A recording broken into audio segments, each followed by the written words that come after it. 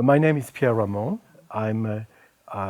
Basically I'm a professor at the University of Florida, and I've been connected with Aspen for a long, long time. I came to Aspen in 1970. I did not want to come to Aspen, but at that time I was a postdoctoral fellow at what is now known as Fermilab, and the director, Bob Wilson, told us young theorists there, every theorist must go to Aspen.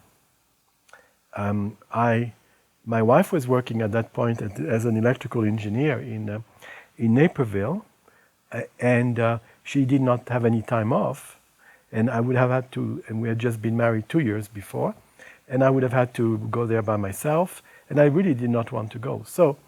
But Bob Wilson, as you may have known, was not a person who kindly took to disagreement. So when he said that all theorists must go, and since he was paying us, we all went to Aspen. And I'm forever grateful to him. So we arrived, getting into Aspen was a little bit tricky because I flew together with some other of the young Fermilab theorists, flew into Denver, and then I didn't like flying, I'm not a great flyer, and there was a little Convair 400 airplane waiting on a tarmac, and we got up, and I remember taking millions of pictures as I was nervous, and we were given shoulder belts, which did not bode well. So as we were flying into Aspen, the plane was skidding like crazy all over the place, and as we descended, at one point we almost got slammed into a mountain.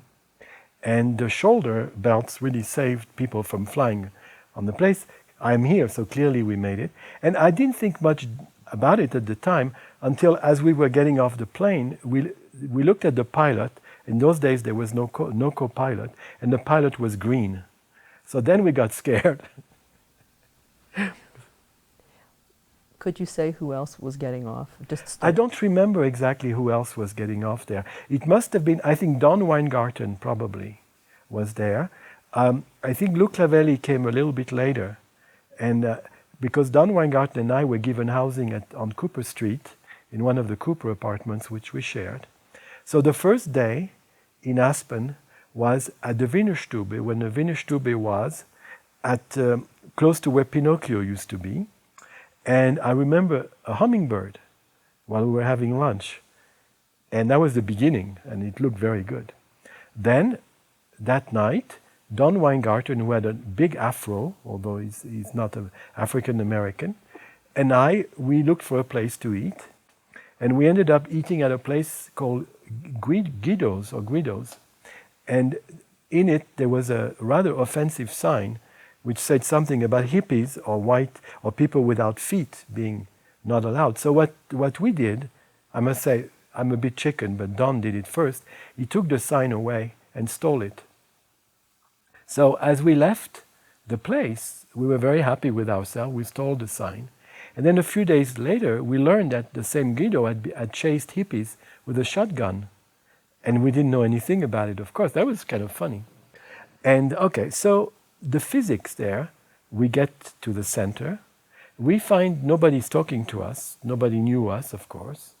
And it looked like a wonderful place in which to basically think.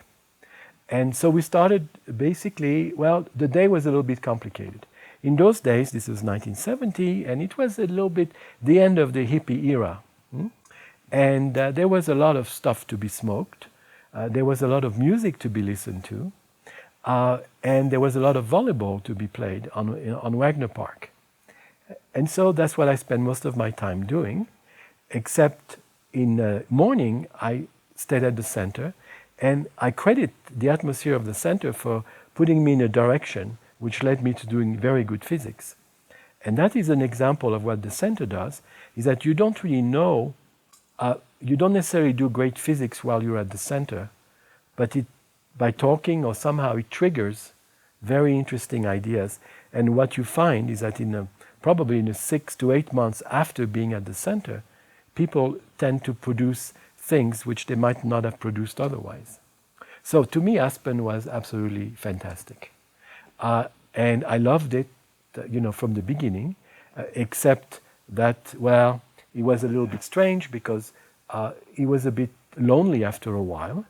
The only person who expressed interest in what I was doing or asked me was a certain Sid Meshkov on the steps of Stranahan and saying, "What are you working on?"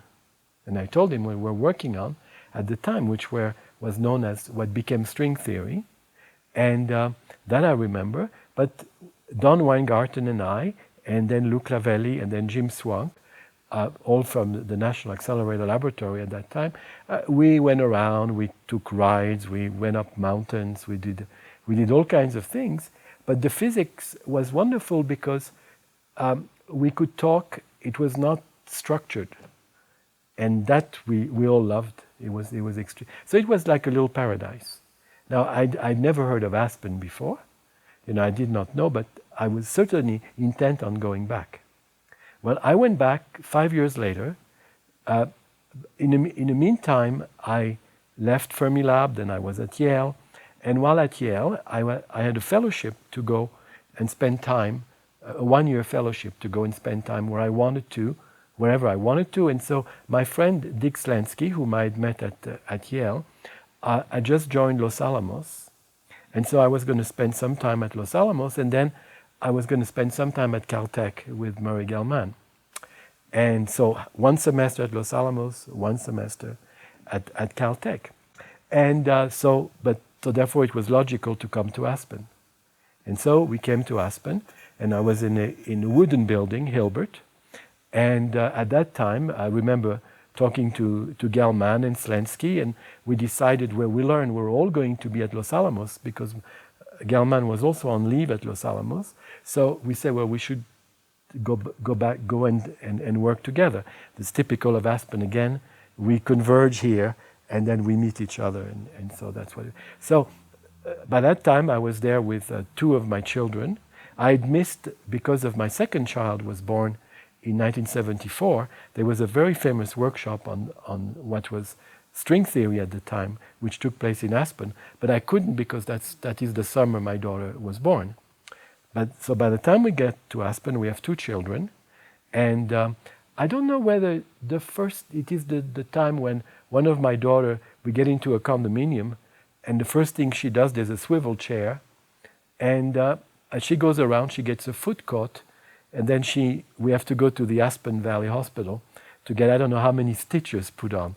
So this was a good beginning. And it was a wonderful place also for many other points of view. Although we had no money, there were lots of nice shops in Aspen at that time where basically they had sales because they didn't sell their stuff during the winter. So we used to stock up on children's clothing. Yeah, it was very, very convenient. So Aspen, became very important. Now, I go to Los Alamos, and with Dick Slansky and Murray Gell-Mann, we start working together.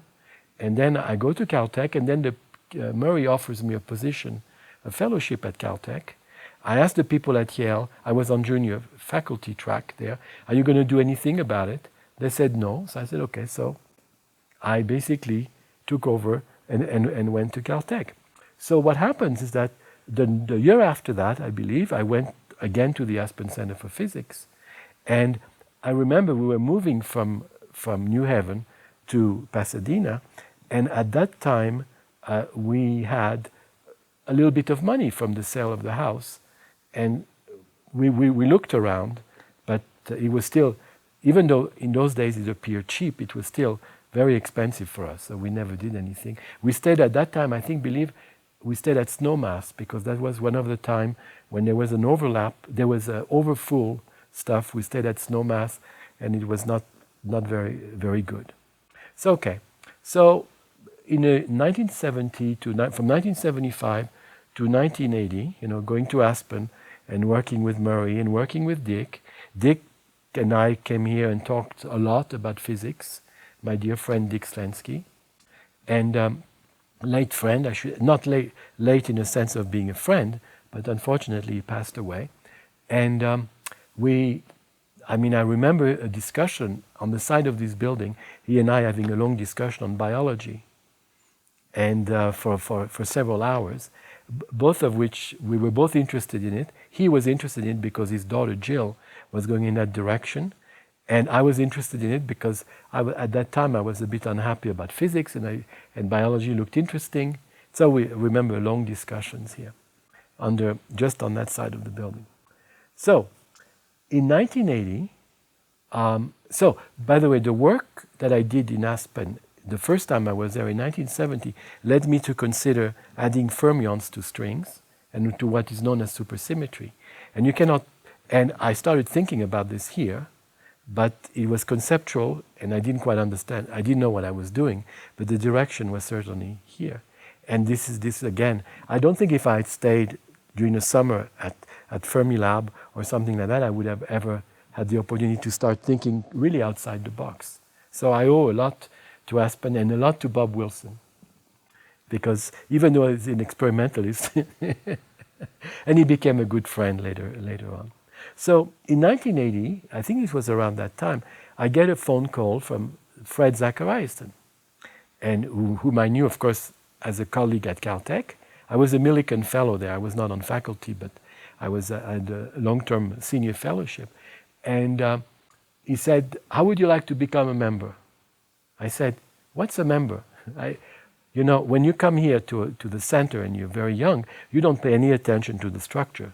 What you look for is that you look for your desk, you look for the people you work with, and you make sure, and if the bathrooms work, and the housing is relatively okay, and maybe later on I might tell you some housing adventures, but I'm not sure that's such a good thing. But anyway, if all those things work, everything is great. Okay, so he said, "How would you like to become a member?" And so again, I repeat myself, I don't know what a member is. Oh, he says it's nothing, there is nothing, you just become a member, etc. So I said, okay.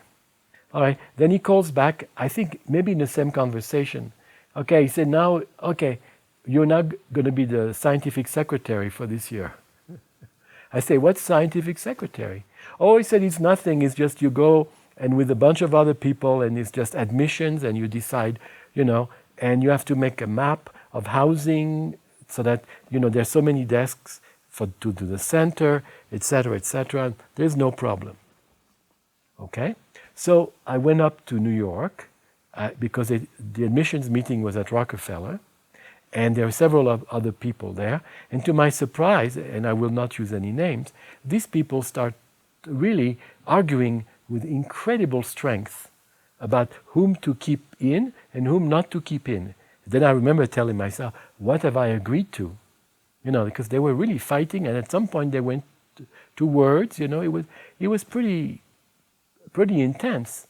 And so of course what happened is that there were people, I hardly knew these people, they were, but it was kind of amazing. But nevertheless, there was a particular set of names, and younger people and not so young people who were admitted. And then the scientific secretary made a map of the housing, because you had to have.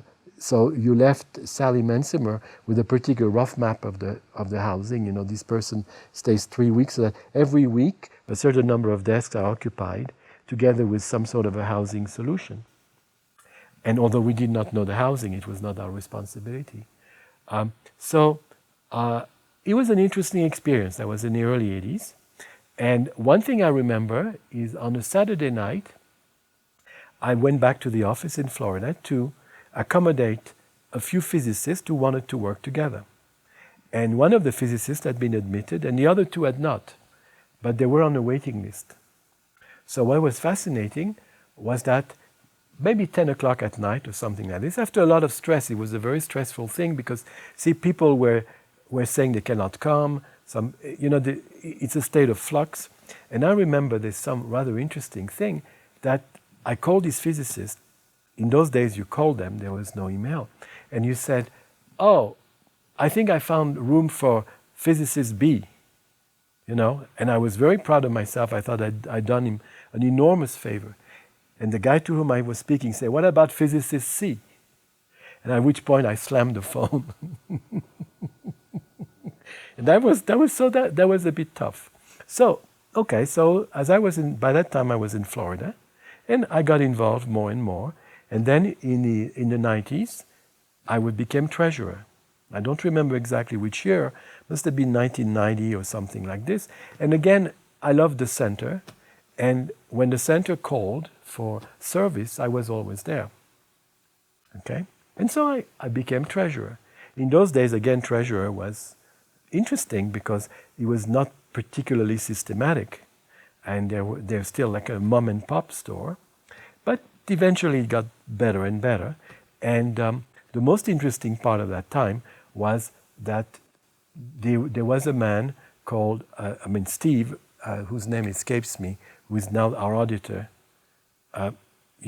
The name escapes me right now. But anyway, he was hired to audit our books by the National Science Foundation at some point because our bookkeeping was atrocious. And Bryce was the bookkeeper. She was doing very well, but the things she was given were given in little bits and pieces, and there was no reason to become formal. But of course, if you draw money from the National Science Foundation, they require a certain degree of formality. So they hired an auditor to come and audit us, and the auditor at first thought we were a bunch of crooks because we had no real record. But then it took him a while to realize, no, we just were poor bookkeepers. We were not crooks. We were in fact accounting for the money. There was no problem. But it was kind of in envelopes, little folders. So, okay, so now he's the one who's coming every year to audit our books. So that was interesting. But what became more interesting was that in the early 90s, we suddenly acquired our land. And so what happened there, we had had a status of somewhat, I would say, squatters. As I learned, I didn't really know this, on institute ground, and we were not sure of our status.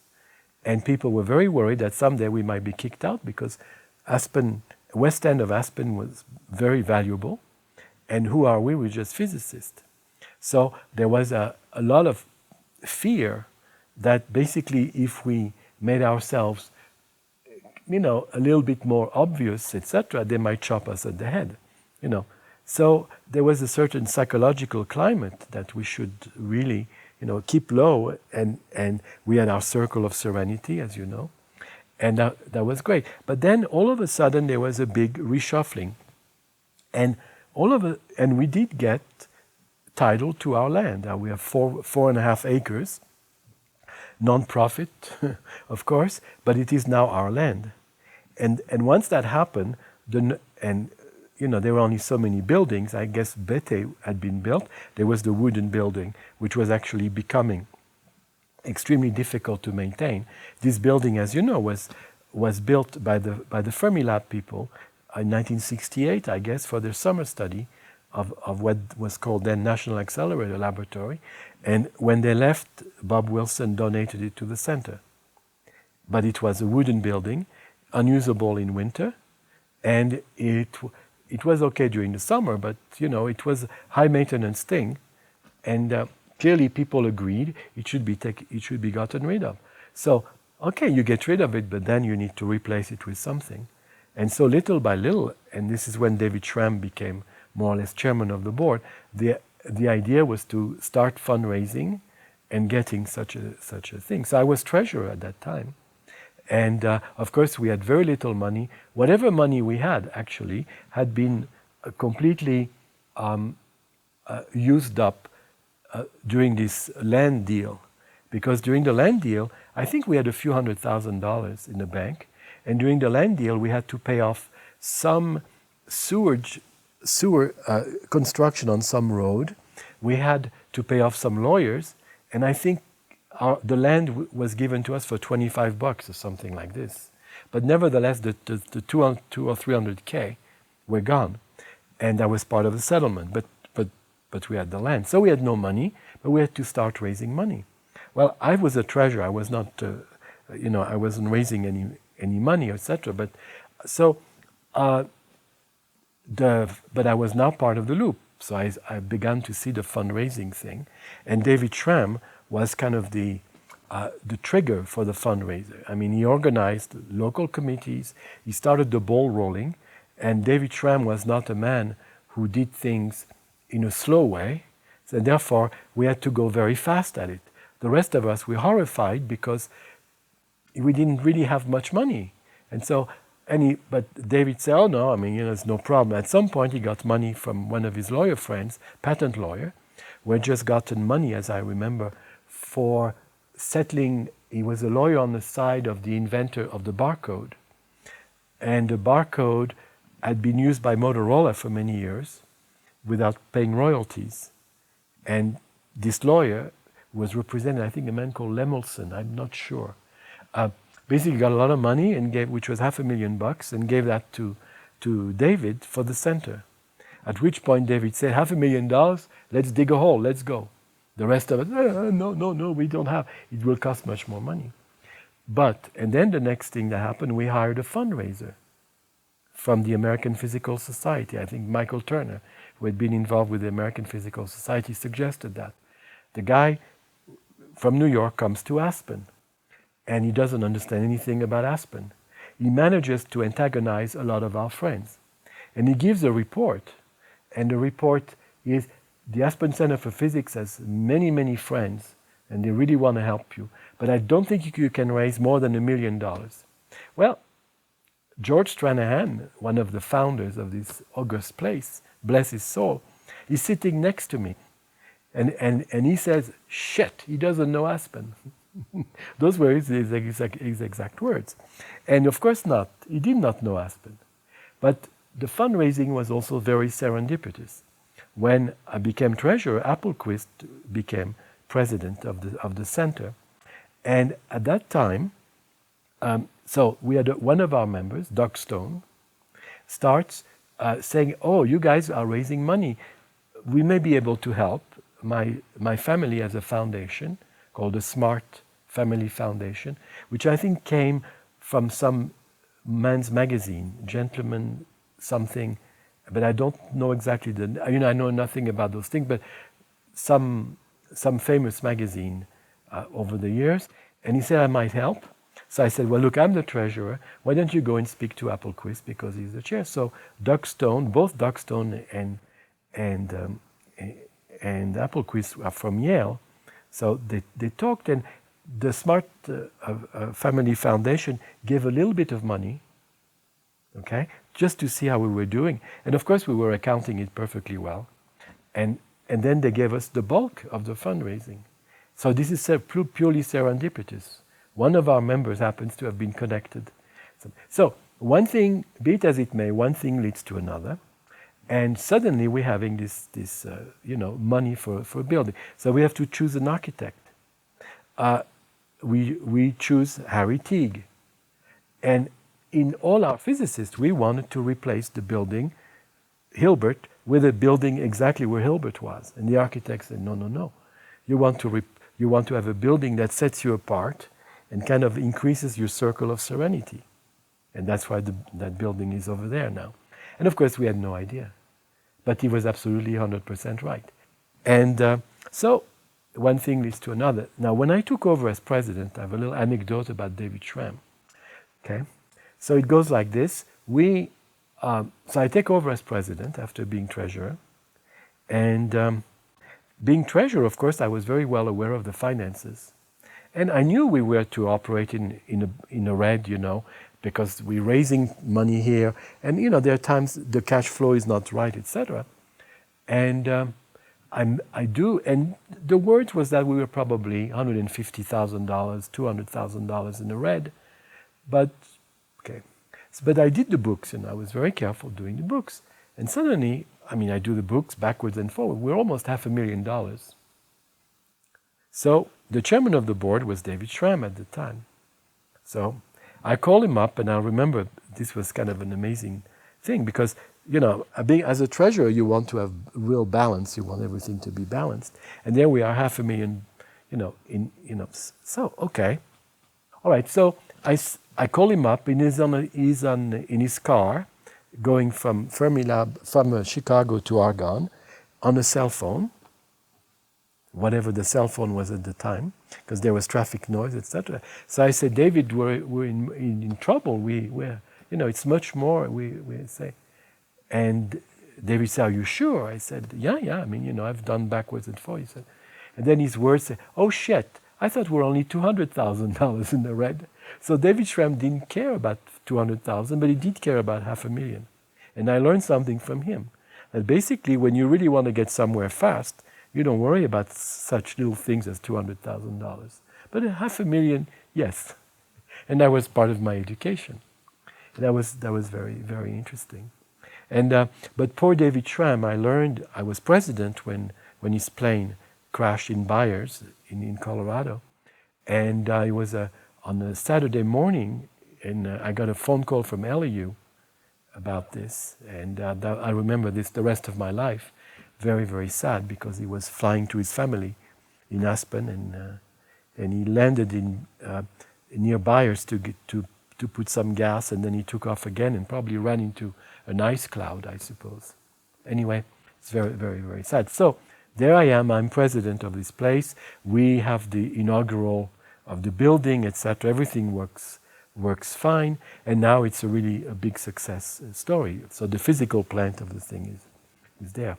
At that time, I was not having that much fun in Aspen as I had before, because Aspen meant administrative responsibilities. See, I mean, that's so the real fun in Aspen is to be like a child and play in a sand pile.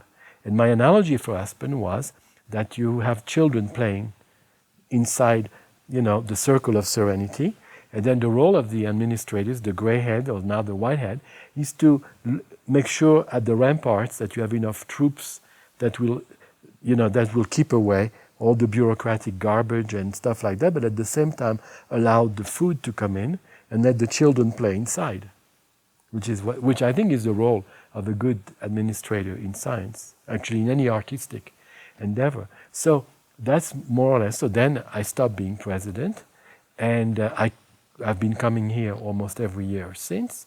And there are years that, the physics is always interesting because you get to meet so many people. And oftentimes, in those days of the internet, etc., yes, you can be aware of what people do, but there's nothing like hearing a talk and talking to a person, in an informal setting. The other thing that happened in Aspen that I like very much is that, unlike at the university, whereby you have people who have a stake in a place, in a university, they have been entrenched in their own faculty. Here, nobody really has a stake in a place, so they want to help. So when you wanted to get people when you form committees, etc., people here are very happy to help, because everybody feels they have a share of the place. And it's not like people having, staked a little, how should I say, a little fiefdom, as so often happens in faculty. Here is quite different. Everybody wants to help. And that is very good. So to me, Aspen is very close to my heart. And both scientifically, and now I have served it. And I guess tomorrow I'm stepping down as chairman of the board. And, it's interesting. I mean, it's the end of an adventure. But now I hope I can come back here and not worry about other things, right? Just do a little bit of physics, because I still, in spite of my hair and everything, I just want to do physics still. And so those are a little bunch of vignettes I wanted to tell you about. I think what makes the place very, very unique is that 2 days ago, I watched the DVD which you had produced, the first one on the founders. The CD rather. I knew of its existence, but frankly, I never looked at it. I liked it very much.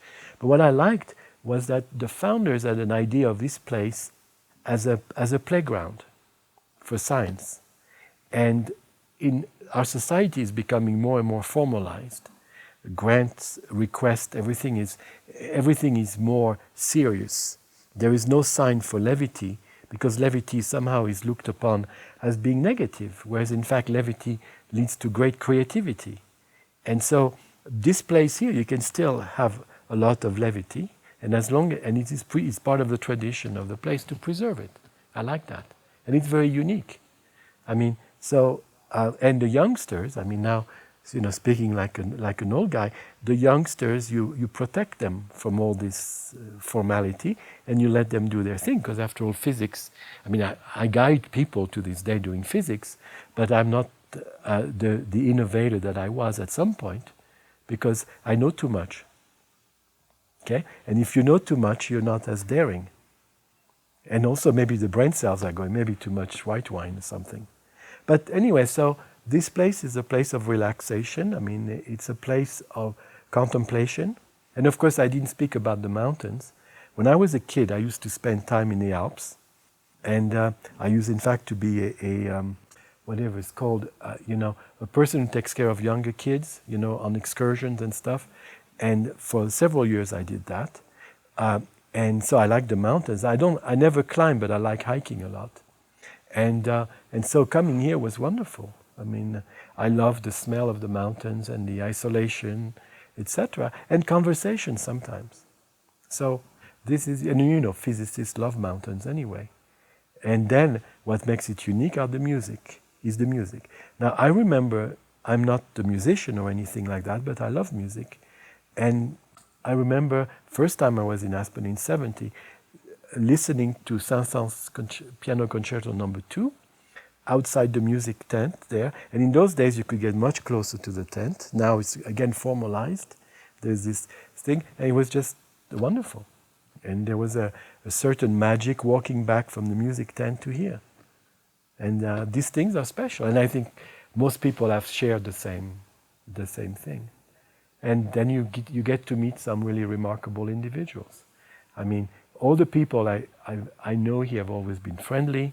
There is this very, how should I say, very, it's been a warm little community. I mean, it's and that is important. And I hope, although I don't know, that the young people who come here feel the same way. I don't know, but from what I hear, they seem to like it, and they like to come back. And what's important, when I see more and more, is that being admitted to the center is part of. They view this as a step, as a positive step for their career, which is very important. In those days, we frankly didn't care about our careers. We just cared about physics. I mean, as you pointed out, I'm an electrical engineer. I had the job. I mean, Bell Labs wanted to pay my education, employ me, and everything else, which I refused. And my idea was that, well, if physics doesn't work, I'll always go back. What the heck? Nowadays, it's again more formalized. I think the pressures, and I see that in my own children, of course, the pressures are more specific. But so here, it's a wonderful thing. I mean, you just basically, just look at the surroundings. You commune with nature. You commune with other physicists. It's just, there's no other place like it. So I like it. In all this time, I mean, all the intervening years, Lillian, my wife, gave birth to 3 daughters, 2 of whom came in 1975, and then in 1977 the third was born, and then of course we had 3 daughters. After that, when we came to Aspen, we came with 3 little children. Now, the first thing that the children did every time, the minute they came to the center, was fall in a ditch. And the same Tanya, whom I talked about, who needed stitched on top of her head, of her foot, exactly the same thing happened, fell on a ditch right away, and this was kind of a ritual. There were no questions. They would do this. So they, of course, they liked Aspen because it was a paradise for them.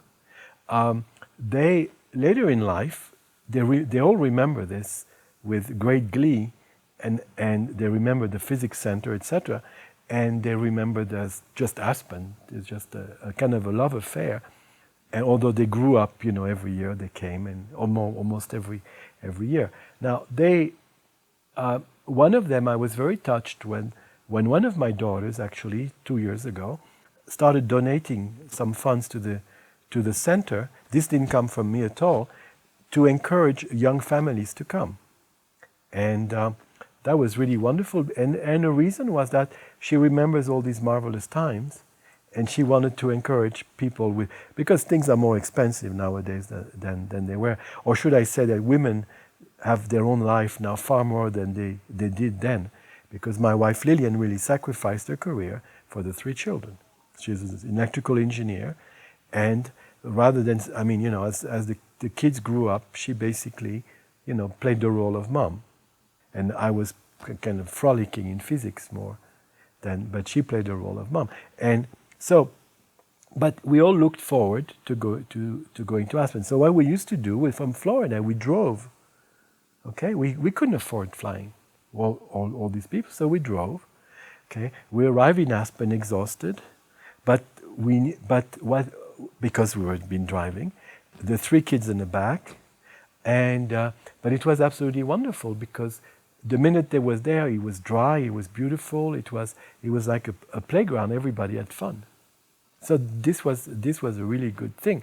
It was difficult on Lillian because the condominiums that were rented were not the best condominiums, because you know, it was not as good as the housing we had in Florida. I mean, we had our own house, and the reason being that the center rented what it could rent for an affordable price, and affordable condominiums were sometimes had some fallacies.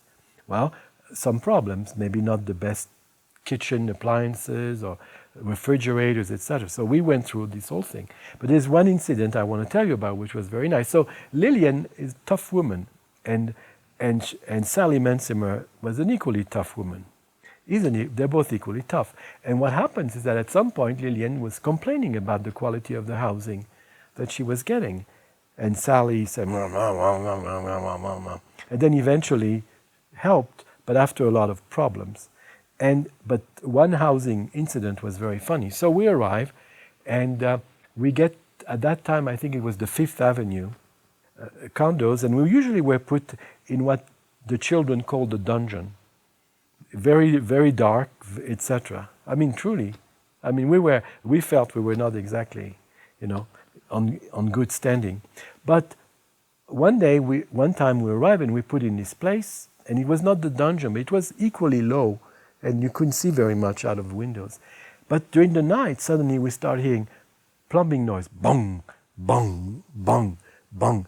You know, like water just you know, hitting pipes, you know, like as if there was air in it. So the next morning, we couldn't sleep. Well, we couldn't sleep. We didn't sleep very much. Next morning, I go and see Sally, and I said, you know, we cannot sleep there. There's that noise, and we don't know what it is. It sounds like plumbing, you know, like hitting. You know, sometimes plumbing does that, and then pipes burst.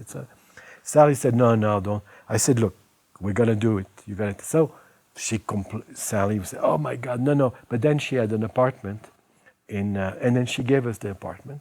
Okay, so we changed. It was not nearly as nice a place, but there was no boom boom. So she put a Japanese couple there with children in it.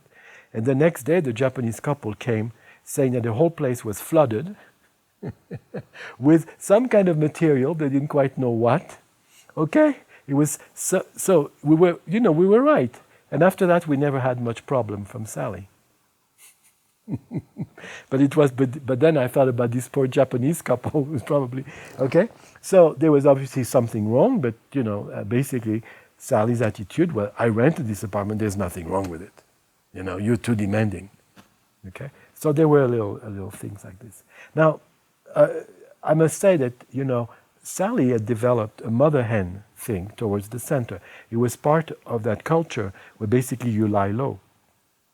And as you lie, because we did not know how the powers that are would treat us, because we were in a sense squatters, and we had that philosophy.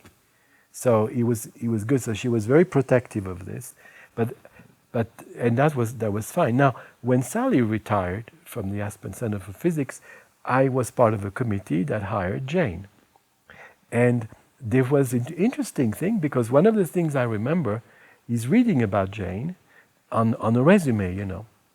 And there's this perfectly nice-looking woman, very soft-spoken, who comes and interviews. And you would have thought she was, you know, kind of a soft touch, you know. But then you read that she was on the complaint desk of the Aspen Ski Company. So we said, oh geez, that's not, okay. And sure enough, I have several anecdotes about that if you're interested, about Jane, how she handled. So we were absolutely right. She would, underneath it all, she's just a tough cookie.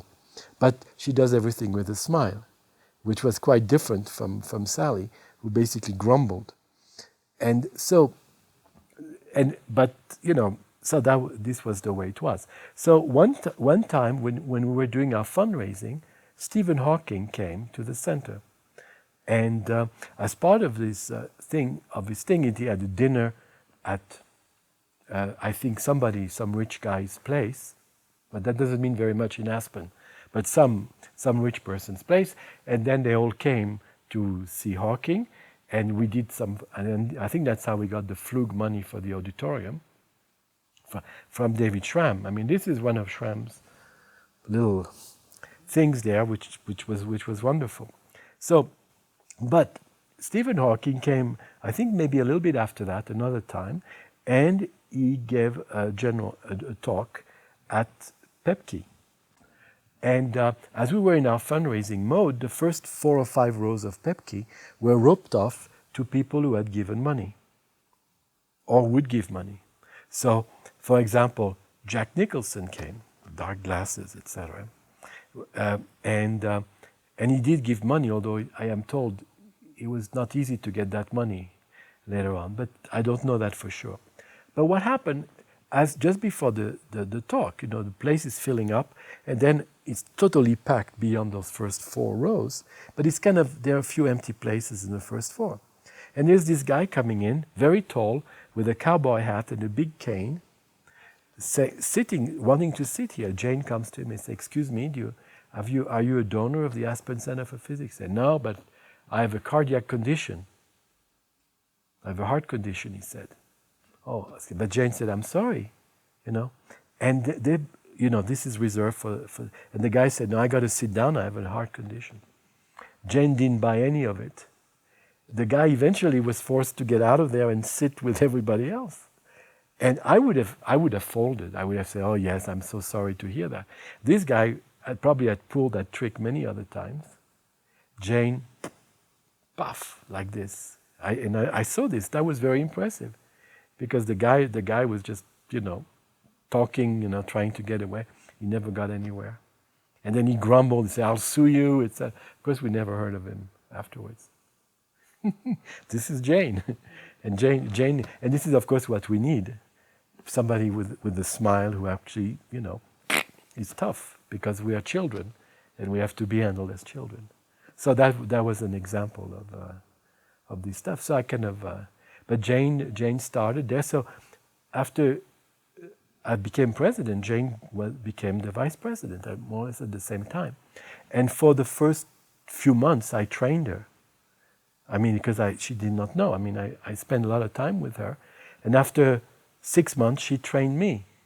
I mean, basically, there was nothing I could teach her. I mean, once she had figured out the place and understood, there was nothing I could teach her. I mean, she understood this.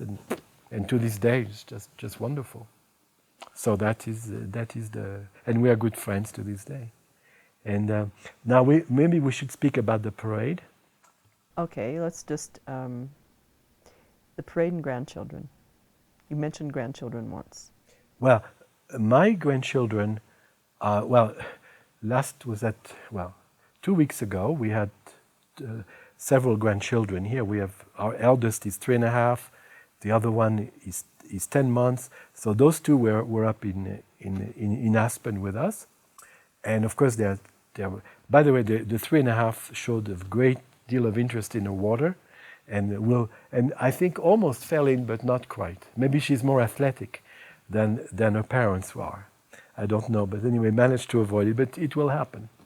And watch the parade and everything else. This was a very big deal. So they're being brought up in a spirit of Aspen, and so they will come back, I am sure, more and more. They live outside Boulder, and so it's not that far a trek for them. So the other 3 grandchildren, they they don't know Aspen yet, but they're very young, so well, eventually they will know. And so that'll be very nice. But as I said, the one thing I liked very much was this. They all have good memories of Aspen. When my daughter was at Duke, my middle daughter was at Duke. Shaham was giving a concert at Duke, and she got to meet him. She said she did not know him.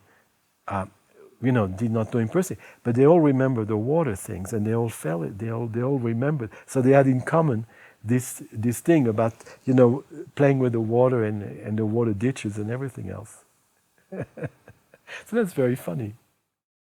Before we acquired our land, the whole center did not really want to make much publicity about itself. Yeah? But once we acquired the land, etc., and I was president at the time, thought that we should, one way of raising our profile was to have a parade. So what was very interesting was that at first everybody said, no, we are below that. We're above that. We don't do parades. We're physicists, etc. So I said, okay, but then I started gathering the troops. It turned out that one of Jane's friends had a truck, and although the first gear didn't work, but that's okay. And we said, we're going to do the parade no matter what. Okay. Then as people realized that we were going to have some things in the parade, we found a lot of physicists wanted to be seen. So David Schramm wanted to drive the truck. Murray Gell-Mann wanted to be shotgun. Mike Turner wanted to be on the truck. Etc. There were jeeps. Sid Meshkoff was Einstein. Sid Meshkoff was Einstein, and with a blackboard. Yeah, the only bad thing about this is that one of the daughters of Catherine Kahlin's daughter, got hit in the eye with a water balloon. Yeah, that was bad. But we went to the parade, and then we had the truck being driven by David and Murray as shotgun. We had several people on the flatbed of the truck. Meshkoff being one of them, and Meshkoff was well known from everybody, it seems. Sydney is one of the most, congenial persons I know, and he was as Einstein, he was with his hair and everything else. And then there were many of us were on bicycle. You guys were on jeeps, right? There were a lot of jeeps there too, and the Physics Center was truly represented. And I think we even got an award but I don't remember the award. It might have been most original entry or something. And we threw pencils. Instead That's of candy. Right. That's correct. Thank you for reminding me. Aspen Center Absolutely right. Right. Yeah, and so that was lots of fun. We did all of that, and to my dismay, there hasn't been participation of the center in a parade since. But there was a feeling that we shouldn't do this. But I think we're part of Aspen, and we should do it once in a while. I don't mean every year. Now we will have our 50th anniversary coming up in 2012, and we should certainly be in the parade at that time. But that's a different story. Anyway, that was the history of the parade. So I don't know what else comes to mind about Aspen. Is that we keep coming back. That's the bottom line. It feels good. It's the only thing I'm finding myself doing less of is climbing. I don't climb mountains technically, but I like to hike, and I have not done as much hiking but I play a lot of tennis, but not as much hiking as I used to do. So I haven't yet done the Ute Trail this year, but I might in a few days or so. But right now, as I say, because of all this administration stuff, it's difficult to be a free spirit, which I like to be still now.